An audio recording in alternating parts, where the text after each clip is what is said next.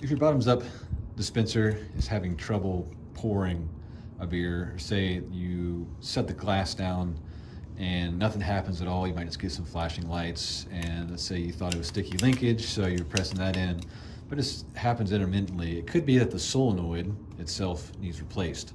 So what we're going to need is just a Phillips screwdriver to pop out these two screws here.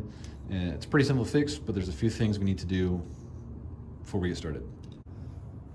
The first thing you want to do is to get rid of all the pressure and excess liquid that could be in the lime. So that would involve, let's say for a kegerator, you untap the keg that it's on, you go into purge mode or prime,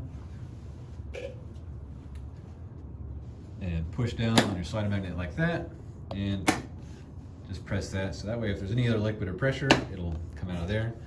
If you have a long draw system, what you're going to need to do is untap the keg, and then you're going to want to also turn off the beer pumps. So if you're looking at the wall mounted panel, you have kind of in the center to the left, you have your two product regulator there. The left side is for the keg CO2 pressure, the right is for the beer pump gauge.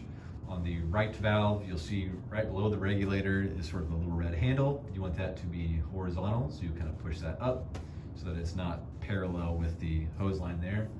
That'll turn off all your pressure, and you're going to do the same thing. You're in purge, push down on that, take your cup, press start, and release any liquid and pressure that way.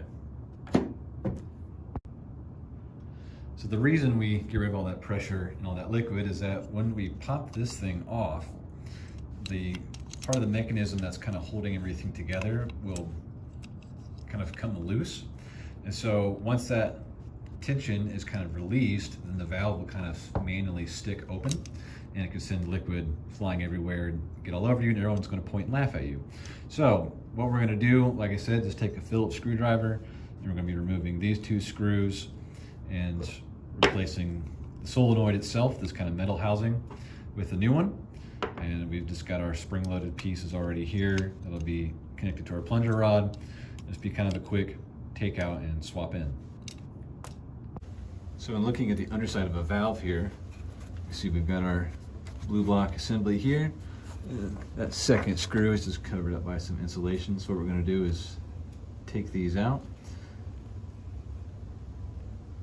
And we also need to unplug these solenoid, and that is this one right there. So just take your thumb, clip that down so we're good, and then we can just easily unscrew the solenoid. So just take your Phillips,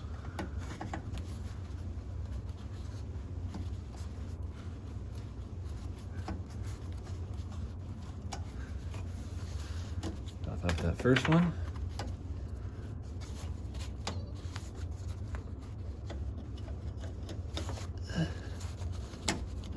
Extra work for this one here with the insulation. Too difficult. There we go. So you can see that this spring-loaded piece here is now like it's just hanging free. So the valve itself is manually open right now. So this is why we release all the pressure, or else stuff would be flying out at you.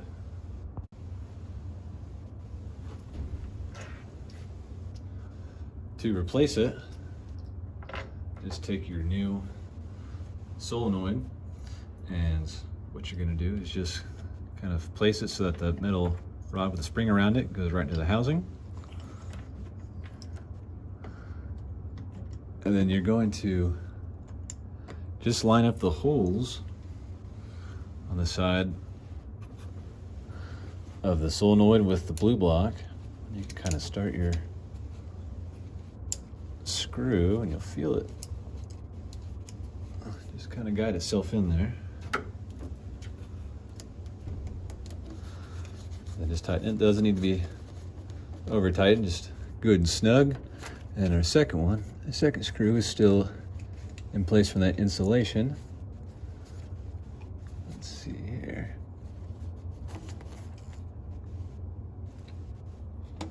There we go.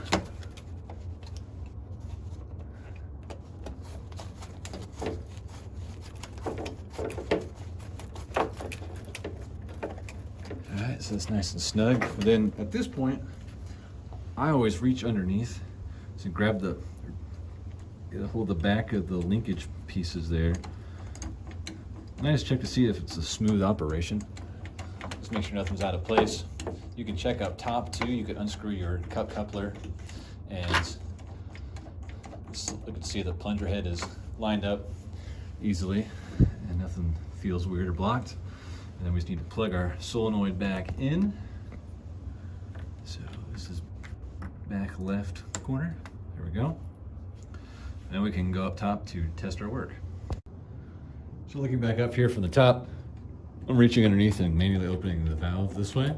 So I can see that the plunger head, that's what this piece right here is everything moves freely on the plunger assembly. And then it looks like there's no gaps or anything from the top. So even with nothing connected, we can still test our work. Just put our cup coupler on here. We're still in purge. Just do this. That sound is the valve opening and closing.